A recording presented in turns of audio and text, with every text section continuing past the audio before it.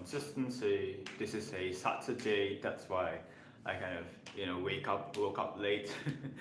Not really a justification, my bad. So I should have woke up at 4 a.m. and not sleep again and just do my stuff. But yeah, I chose to sleep again. That's I shouldn't have slept again. Okay. Hey, this is gonna be rehearsing for day 322 of consistently helping people build consistency. Hi, I'm Laksana, just an average person trying to be consistent. Currently got more than 190 days straight morning push-up streak, fully documented on my Instagram. You can just check it out at consistent.laksana. And I want to be the best. I want to be the best at helping people build consistency, not by giving them motivation, but by giving them practical guide on how to actually be consistent, and also the understanding of the human mind, human behavior. So, here's the thing. Oh, yeah, I want to be the best. That's why I need to have the best communication skills. I need to have the best scripts, best understanding. And currently I do not have those things, okay? That's why I need to rehearse consistently. I need to fix my English, I need to improve my English, because sometimes I just not really pronounce things clear enough. I don't really have, a clear pronunciation, and also sometimes I have these filler words inside of my mind, okay? Sometimes I just speak way too fast and not knowing what to say and just say something like, you know what, it's something like, something like, so those are filler words that I do not really want to say because it makes my speech less powerful. I want to be, really, I just say okay? So I shouldn't say some things like well, yeah, to some extent I can say every once in a while, but when a becomes a filler word, I do not want that to happen, okay? I do not want any filler words. I want to be 100% confident. I want to be 100% confident of what am I going to be saying. Okay, I want to 100% know what words come up next. Okay, and currently I still need to some extent think. Okay, what am I going to say? What am I going to say? Okay, and I do not want that to happen. So that's why I rehearse. So basically, on today's live stream, I'm just gonna be rehearsing one of my old scripts. Not really old scripts though. Actually, this is the script for day 316 of consistently helping people build consistency. But the script is just lost. Okay? No. The audio is just lost. So here's the thing. When we are talking about being consistent, right? About consistency, we are not only talking about how to actually be consistent at doing the positive things on the long run, like exercising, studying, and meditating, and lots of more in the long run. We are also talking about how to limit the not so positive things on the long run. I'm talking about, hi Nadia. Okay, so if you have any questions or anything regarding consistency, you can just ask it out on the live chat. So here's the thing. When we are talking about consistency, we are also talking about stop doing the not so positive things, the negative things. I'm talking about consuming entertainment mindlessly for hours and hours and hours, doom scrolling for hours and hours and hours, playing video games for hours and hours and hours mindlessly. Which person are you? I guess you are. Yeah, I'm from Indonesia. Yeah, hello. I'm from Indonesia. So here's the thing. I'm not saying that video games are bad. No, video games to some extent it can, give us some refreshment. It can be relaxing. It can also improve our creativity and also teamwork. But it can be a problem when we just spend hours and hours and hours mindlessly doing it without doing the thing that we should be doing. So for example, we know that we should be exercising, we knew that we should be, studying, but we just do not do those things. We just spend our time hours and hours and hours playing video games, neglecting our responsibility. Well, that's where playing video games become a problem, okay? Inherently, there's nothing wrong, in general in playing video games. I'm currently learning English. Yeah, I want to improve my English. yes, I'm currently learning and try to improve my English. So that's why I need to rehearse on this live stream. And yeah, so actually the problem doesn't necessarily lies within the activity itself, it lies within how we treat the activity. Okay? When we just see it as some kind of distraction, some kind of like runaway from doing the things that we should be doing, it becomes a problem. Okay? So I found this really important concept that hey, you know what, if you wanted to be consistent at exercising, if you wanted to be consistent at doing the positive stuff like studying and meditating, well, you need to allocate your time wisely. We got limited time, we got limited energy. Okay, we should allocate our time and energy doing the positive things. And when we just allocate our time doing entertainment all the time, well, guess what? We are going to have less energy and also less time to do the positive things. Okay. Well, again, I'm not saying that entertainment is bad. Okay, I'm not. To some extent, entertainment is good. It became something bad when we just treat it as a runaway from our responsibility to do stuff, and we do not want that to happen. Okay, so I found this really one really effective way to be consistent at limiting our entertainment. Okay, so basically this is the concept isn't necessarily originally mine. Okay, I also got it from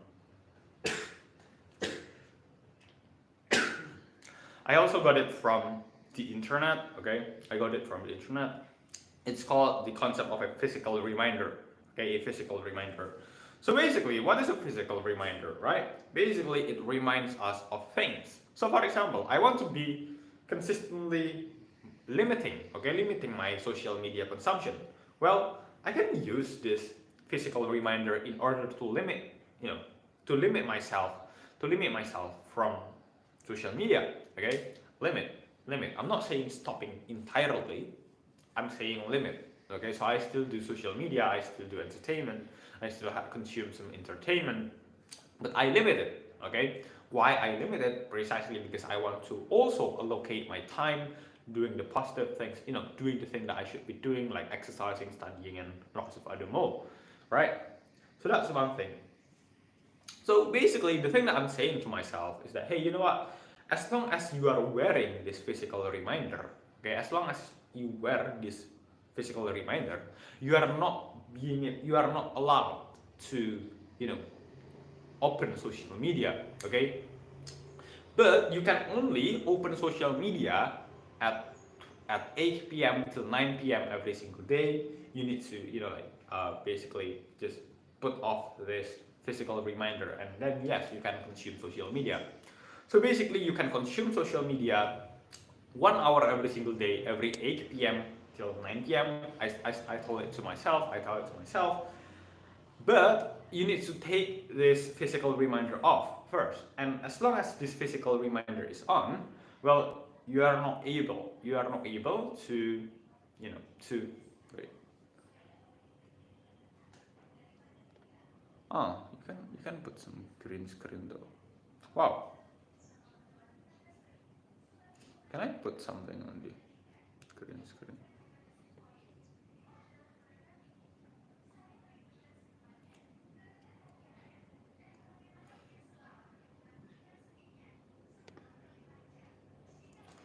Oh wow, this is so cool.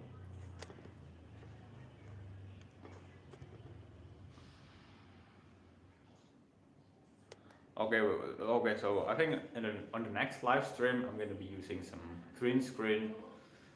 But yeah, so I'm telling myself that hey, you know what? If you wanted to have some entertainment, well then you are going to put off this physical reminder. Okay.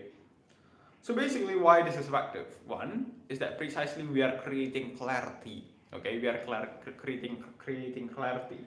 Notice most of us, okay, when we just want to limit something in our life, we just say, oh, you know what, I'm gonna consume less social media, but we do not have any clear indicator, right? Any clear indicator of how much social media is too much social media, right?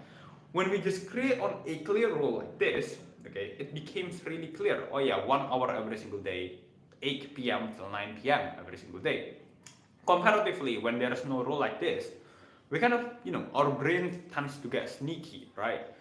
Sometimes it can just say like, oh, you know what, I'm just gonna, spend 3 hours today on social media because yesterday I spent 4 hours on social media. That means still less than 4 hours. I'm still doing my thing of consuming less social media, right?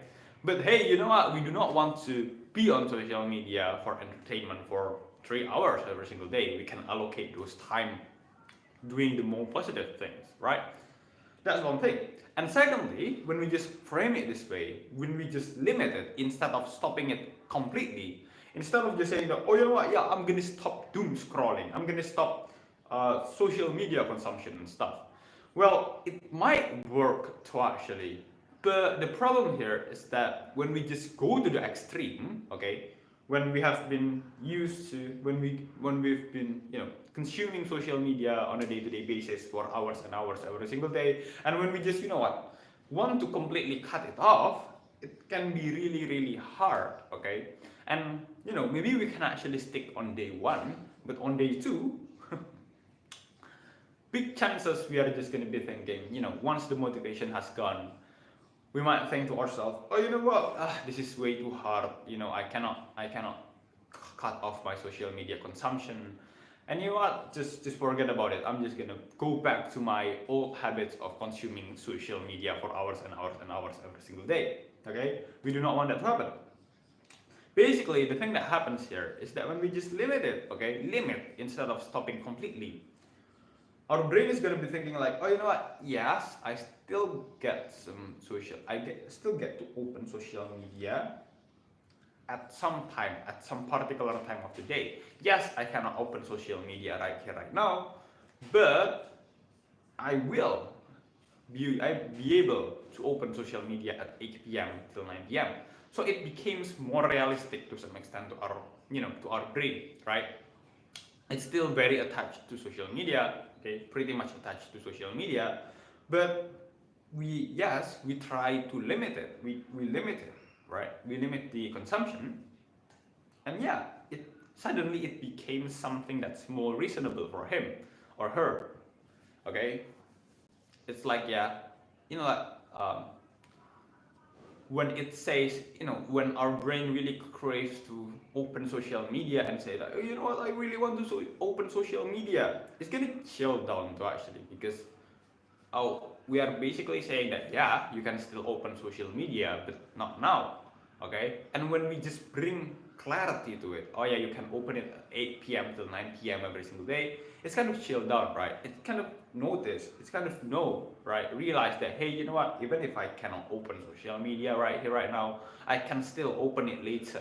Okay, I'm still going to open it, so chill. Okay, this is not the time to open social media. This is my time to exercise. This is my time to study. Okay, and just basically chill.